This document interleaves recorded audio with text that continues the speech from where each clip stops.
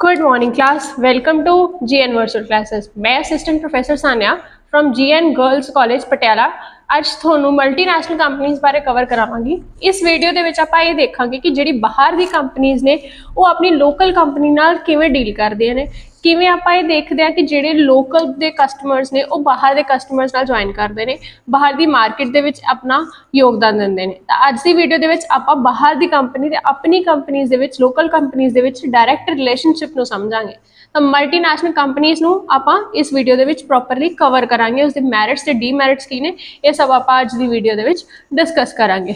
ते आपां जे पुरानी वीडियोस देखी तो आपां sole proprietorship, partnership, business structure, business environment ते जॉइंट स्टॉक कंपनी नूं ऑलरेडी कवर कर चुके हाँ। वो वीडियोस तुहानूं इस चैनल ते बिल्कुल फ्री ऑफ कॉस्ट अवेलेबल कर दित्तियां गईयां ने, वो भी तुसीं जाके एक बार जरूर देखियो। तां हुण आपां शुरू करदे हां मल्टीनैशनल कंपनीज। नाम तो ही क्लीयर है, मल्टी मतलब बहुत सारी, नैशनल कंपनीज बाहर दे देश के लैवल ते जाके जिहड़े कंपनीज हुंदियां ने जो कि अपनी बाहर दी कंट्रीज नाल भी डील करदियां ने। सपोज एक इंडिया दे विच कंपनी खुली हुई है और एक कैनेडा दे विच। जिहड़ी इंडिया च कंपनी है वो मेन कंपनी है ते अगे उन्होंने ब्रांचेस जो कि कैनेडा दे विच, USA दे विच शिफ्ट कीतियां होईयां उन्हां दी ब्रांचेस ने। इन्हां नूं आपां कहने हां multinational companies. A company that operates and has assets in various countries. ऐसी बहुत सी कंपनीज जो कि अपनी कंट्री दे विच लेके भी ऑपरेट करदियां ने ते दूसरी कंट्री च रह के भी अपने काम नूं पूरा करदियां ने, अपने गोल नूं अचीव करदियां ने, अपने गोल नूं फुलफिल करदियां ने। ते इस नूं आपां दो तरह च देखिया सी, एक हुंदी है मेन कंट्री, एक हुंदी है जिथे आपां ब्रांचेस खोलदे हां।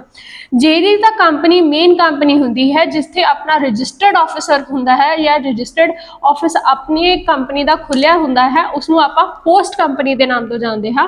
ते जेहड़ी कंपनी दे विच जेहड़े कंट्री दे विच जिथे अपने बिजनेस ऑपरेशंस नूं आपां हैंडल करते हैं, अपनी सारी डे टू डे वर्किंग नूं हैंडल करते हैं, उन्हां नूं आपां होम कंट्री बोलते हैं। होम कंट्री दे विच आपां सिर्फ ब्रांचेस इंक्लूड करते हैं ते होस्ट कंट्री दे विच सिर्फ और सिर्फ आपां मेन कंपनी नूं ही इंक्लूड करते हैं। तो इसका मतलब ये होया कि जिहड़ी तां अपनी होस्ट कंट्री है उहदे विच अपनी मेन ब्रांच खुलदी है ते जिहड़ी अपनी होम कंट्री है उसदे विच सारियां ब्रांचेस खुलदियां ने। हुण आपां इसदे फीचर्स पढ़ांगे कि जिहड़ी मल्टीनैशनल कंपनी है ਉਹਦੇ ਵਿੱਚ ਕਿਹੜੇ फीचर्स आते हैं, की डेफिनेशन दे विच आपां वर्ड्स नूं इंक्लूड करके कह सकते हैं कि हाँ जी ये एक मल्टीनैशनल कंपनी है। तो पहला है ग्लोबल ऑपरेशंस।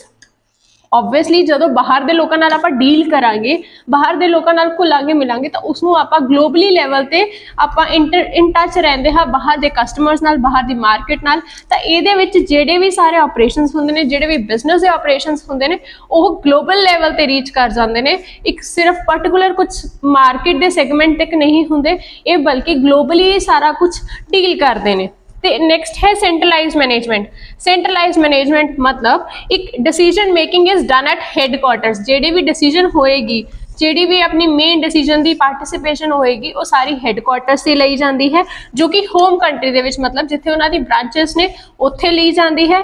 और जिहड़े भी प्लान्स ते पॉलिसीज ने वो अपनी कंट्री दे विच ही क्रिएट हुंदे ने, अपनी कंट्री दे विच ही बनाए जाते हैं। तो ये जरूरी है, कंपलसरी है कि अपनी होम कंट्री दे विच आपां काम जरूर करिए ताकि अपने बिजनेस ऑपरेशंस नूं मैनेज किया जा सके ते अपने बिजनेस ऑपरेशंस से पूरा चेक रखा जा सके। नेक्स्ट है large scale resources. Multinational company है, बड़े लेवल पे कंपनी खुलेगी, ज़्यादा रिसोर्सेज होंगे क्योंकि एक कंट्री सिर्फ अपने तक डिपेंड रहती। हुण उस कोल बहुत सारे अदर रिसोर्सेज भी खुल गए, बहुत सारी ब्रांचेस खुल गए जिथे बहुत सारे इन्वेस्टर्स भी आएंगे, बहुत सारे शेयर होल्डर्स भी आएंगे तां जो अपनी कंपनी दे विच इन्वेस्ट कर सकन। इस करके इहदे नाल रिसोर्सेज वध जांदे ने क्योंकि इहदे विच लार्ज स्केल ते रिसोर्सेज दी इनहांस हो जाती है, एक प्रॉपर वैरायटी बन जाती है, एक प्रॉपर स्केल बन जाता है कि इन्ने तो इन्ने तक अपने सोर्सेज लैक करेंगे, आपने इन्ने तो इन्ने सोर्सेज अपनी डिमांड फुलफिल करेंगे। इस करके आप कह सकते हैं कि जिहड़े भी रिसोर्सेज होंदे ने बहुत वास्ट लैवल तक पहुंच जाते हैं। नेक्स्ट है प्रोफेशनल मैनेजमेंट। प्रोफेशनल मैनेजमेंट किवें हुंदा है? मल्टीनैशनल कंपनीज हैं वो कुछ ना कुछ किसी ना किसी पर्टिकुलर प्रोडक्ट या सर्विस ਨੂੰ ਪ੍ਰੋਵਾਈਡ ਕਰਨਗੇ। ਇਸ ਕਰਕੇ ਜ਼ਰੂਰੀ ਹੈ ਕਿ ਜਿਹੜਾ ਵੀ ਆਪਾਂ ਮੈਨੇਜਮੈਂਟ ਰੱਖਾਂਗੇ ਜਾਂ ਜਿਹੜੀ ਵੀ ਆਪਾਂ ਸਰਵਿਸ ਕਿਸੇ ਨੂੰ ਪ੍ਰੋਵਾਈਡ ਕਰਾਂਗੇ ਉਹ ਇੱਕ ਸਪੈਸ਼ਲ ਕਿਸੇ ਦੇ ਥਰੂ ਕਰਾਂਗੇ। ਜਿਵੇਂ ਆਪਾਂ ਇਸ ਨੂੰ ਇੱਕ ਐਗਜ਼ਾਮਪਲ ਦੇ ਥਰੂ ਸਮਝਦੇ ਹਾਂ, ਜਿਹੜਾ ਹਸਪੀਟਲ ਹੁੰਦਾ ਹੈ ਉਸ ਦੇ ਵਿੱਚ ਆਪਾਂ ਸਿਰਫ ਔਰ ਸਿਰਫ ਮੈਡੀਕਲ ਵਾਲੇ ਪੇਸ਼ੈਂਟਸ ਜਾਂ ਮੈਡੀਕਲ ਵਾਲੇ ਡਾਕਟਰਸ ਹੀ ਇੰਕਲੂਡ ਕਰਦੇ ਹਾਂ। ਆਪਾਂ ਉਹ ਕੋਈ ਵੈਰੀਫਿਕੇਸ਼ਨ ਨਹੀਂ ਰੱਖਦੇ ਕਿ ਆਪਾਂ ਨੇ ਨॉन ਮੈਡੀਕਲ ਵਾਲੇ ਸਟੂਡੈਂਟਸ ਆਪਣੇ ਹਸਪੀਟਲ ਦੇ ਵਿੱਚ ਆਪਾਂ ਅਪਾਇੰਟ ਕਰਦੇ ਹਾਂ। नो डाउट MBA वाले जो स्टूडेंट्स होंगे ने वो अपनी कंपनी दे अपने हॉस्पिटल आते हैं अपने स्टाफ को रिक्रूट करने लई, बट आपां उन्हां नूं एज प्रोफैशनल दे विच आपां उसनूं नहीं गिन सकते, वो अपनी डॉक्टर वाली फैसिलिटी नहीं फुलफिल कर सकते। इस करके जिहड़े हॉस्पिटल की रिक्वायरमेंट है वो डॉक्टर्स की होएगी, जिहड़ी IT कंपनी दे विच होएगी उन्हां दे IT इंजीनियर्स की रिक्वायरमेंट होएगी। इस तरह ये सारी डिमांड नूं फुलफिल किया जाता है। नैक्सट है ट्रांसफर ऑफ रिसोर्सिस। ਜਦੋਂ ਇੱਕ ਕੰਪਨੀ ਬਾਹਰ ਜਾ ਕੇ ਹੋਰ ਰਿਸੋਰਸਿਸ ਨਾਲ ਹੋਰ ਲੋਕਾਂ ਨਾਲ ਹੋਰ ਸਾਰੇ ਇਨਵੈਸਟਰਸ ਨਾਲ ਮਿਲਦੀ ਹੈ ਤੇ ਆਪਣੀ ਜਦੋਂ ਕੰਪਨੀ ਮੇਨ ਮੀਟਿੰਗ ਦੇ ਵਿੱਚ ਮਿਲਦੀ ਹੈ, ਜਦੋਂ ਆਪਣੀ ਹੋਮ ਕੰਟਰੀ ਤੇ ਹੋਸਟ ਕੰਟਰੀ ਮੀਟਿੰਗ ਦੇ ਵਿੱਚ ਮਿਲਦੀ ਹੈ ਤਾਂ ਆਪਣੇ ਆਪਸ ਦੇ ਵਿੱਚ ਰਿਸੋਰਸਿਸ ਇੱਕ ਦੂਜੇ ਨਾਲ ਟ੍ਰਾਂਸਫਰ ਕਰਦੇ ਨੇ, ਇੱਕ ਦੂਜੇ ਨੂੰ ਸ਼ੇਅਰ ਕਰਦੇ ਨੇ ਤਾਂ ਜੋ ਉਹ ਰਿਸੋਰਸਿਸ ਇੱਕ ਦੂਜੇ ਦੇ ਥਰੂ ਇੱਕ ਨਵੀਂ ਟੈਕਨੋਲੋਜੀ ਬਣਾਉਣ ਦੇ ਵਿੱਚ, ਇੱਕ ਨਵਾਂ ਸਾਇੰਟੀਫਿਕ ਮੈਥਡ ਇੰਪਲੀਮੈਂਟ ਕਰਨ ਦੇ ਵਿੱਚ, ਇੱਕ ਨਵੀਂ ਡਿਵੈਲਪਮੈਂਟ ਕ੍ਰੀਏਟ ਕਰਨ ਦੇ ਵਿੱਚ ਇਹ ਸਭ ਦੇ ਵਿੱਚ ਆਪਾਂ ਨੂੰ ਹੈਲਪ ਕਰਦੀ ਹੈ। ਤੇ ਜ਼ਰੂਰੀ ਹੈ ਕਿ ਜਿਹੜੀ ਵੀ ਆਪਾਂ ਸਟੱਫ ਨੂੰ ਕਰ ਰਹੇ ਹਾਂ, ਆਪਣੇ ਸਟੱਫ ਨੂੰ MNC ਦੇ ਮਤਲਬ ਮਲਟੀਨੈਸ਼ਨਲ ਕੰਪਨੀਜ਼ ਦੇ ਵਿੱਚ ਆਪਾਂ ਰੈਗੂਲੇਟ ਕਰ ਰਹੇ ਹਾਂ, उसनू प्रॉपरली मैनेज किया जाए ताजो वह प्रॉपर तरीके नाल यूज़ किया जाए, उन्होंने अंडर यूटिलाइजेशन ना होवे ना ही ओवर यूटिलाइजेशन होवे, उन्होंने एक बैलेंस तरीके नाल उन्होंने यूटिलाइजेशन प्रॉपर तरीके नाल करी जाए। हुण आपां इसदे मैरिट्स कवर करांगे कि जिहड़े भी मैरिट्स हुंदे ने, जिहड़े भी इसदे MNC दे डीमैरिट्स ते मैरिट्स हुंदे ने वो सब नूं आपां इस विच कवर करांगे। तां पहला मैरिट है सप्लीमेंट कैपिटल। ਜਿਹੜੇ ਆਪਾਂ ਕੈਪੀਟਲਸ ਇੱਕ ਦੂਜੇ ਤੋਂ ਬੋਰੋ ਕਰਦੇ ਸੀ ਇਸ 'ਚ ਆਪਾਂ ਨੂੰ ਨਹੀਂ ਜ਼ਰੂਰਤ ਪਏਗੀ, ਕਿਉਂਕਿ ਇਸ ਦੇ ਵਿੱਚ ਕੈਪੀਟਲ ਮੇ ਵੀ ਬੋਰੋ ਕੀਤੀ ਜਾਵੇ ਕਿਉਂਕਿ ਉਹ ਆਪਣੀ ਬਾਕੀ ਫਰਮ ਦੇ ਰਿਸੋਰਸਿਸ ਨੂੰ ਫੁਲਫਿਲ ਕਰਦੀ ਹੈ। ਬਟ ਅਗਰ ਆਪਾਂ ਦੂਸਰੀ ਸਾਈਡ ਦੇਖਿਆ ਆਪਾਂ ਨੂੰ ਕੈਪੀਟਲ ਸਪੈਸ਼ਲੀ ਕਿਸੇ ਤੋਂ ਬਾਈ ਨਹੀਂ ਕਰਨੀ ਪੈਂਦੀ ਕਿਉਂਕਿ ਆਪਣੀ ਆਲਰੇਡੀ ਕੰਪਨੀ ਬਹੁਤ ਬੜੀ ਹੈ। ਆਪਣੀ ਕੰਪਨੀ ਦੇ ਰਿਸੋਰਸਿਸ ਆਪਾਂ ਕਿਸੇ ਨਾ ਕਿਸੇ ਤੋਂ ਆਪਣੀ ਬਾਹਰ ਦੀ ਹੋਸਟ ਕੰਪਨੀ ਜਾਂ ਹੋਮ ਕੰਟਰੀ ਤੋਂ ਆਪਾਂ ਲੈ ਸਕਦੇ ਹਾਂ ਤੇ ਆਪਣੀ ਮੇਨ ਕੈਪੀਟਲ ਦੀ ਰਿਕੁਆਇਰਮੈਂਟ ਨੂੰ ਫੁਲਫਿਲ ਕਰ ਸਕਦੇ ਹਾਂ। नैक्सट है transfer of technology. Transfer of technology किवें है, क्योंकि टेक्नोलॉजी ट्रांसफर हो जाती है ਜਦੋਂ बहुत सारे इन्वेस्टर्स मिलते हैं, बहुत सारे अपने रूल्स एंड रेगूलेशनस बनाने वाले अपने रजिस्टर्ड ऑफिस के मीटिंग के मिलते हैं तो उन्होंने एक शेयर ऑफ इन्फॉर्मेशन बहुत ईजीली होंगी है, ट्रांसफर ऑफ इन्फॉर्मेशन होंगी है ताकि आप उत्थे दे भी रूल्स एंड रेगूलेशनस उत्थे दे भी सारे मैथड्स अपनी होम कंट्री दे विच अपनी होस्ट कंट्री दे विच रेगूलेट कर सकिए। नैक्सट है लोअर कॉस्ट ऑफ प्रोडक्शन। ਜਿਹੜੀ कि कॉस्ट ऑफ प्रोडक्शन है वो घट जाती है क्योंकि इस दे विच काम सारा वंडिया जाता है। बड़ी कंपनीज़ दे विच इसी करके इंप्लॉयज़ भी ज़्यादा रखे जाते हैं क्योंकि इस दे विच जिहड़ी कैपेसिटी है बनाने की प्रोडक्शन ते मैन्युफैक्चर करने की जिहड़ी कैपेसिटी है वो भी ज़्यादा हो जाती है। इस करके जिहड़ी भी इहदी कॉस्ट होएगी वो घट होएगी क्योंकि उस दे विच सारी प्रोडक्शन की जिहड़ी है अफेक्ट करती है, सारे तरीके नाल कॉस्ट नूं असर करती है। नैक्सट है क्रिएट इंप्लॉयमेंट अपॉर्चुनिटीज़। ऑब्वियसली मैं तुहानूं दस्सिया कि जो कॉस्ट ऑफ प्रोडक्शन जिहड़ी है वो घट जाती है क्योंकि सारे एक्सपेंसिस डिस्पर्स हो जाते हैं, सारे एक्सपेंसिस एक दूजे दे विच वंडे जाते हैं। इसी करके इहदे करके इंप्लॉयमेंट वध जाती है। इंप्लॉयमेंट क्यों वध जाती है क्योंकि ज़्यादा तो ज़्यादा कंपनी अगे ब्रांचेस खोलदियां रहिंदियां ने हर एक नवी कंट्री दे विच, हर एक नवी स्टेट दे विच, ताकि वो अपनी स्कोप नूं अपनी जिहड़ी फर्म दा स्कोप है उसनूं वाइड कर सकन। लास्ट है रिसर्च एंड डेवलपमेंट एक्टिविटी।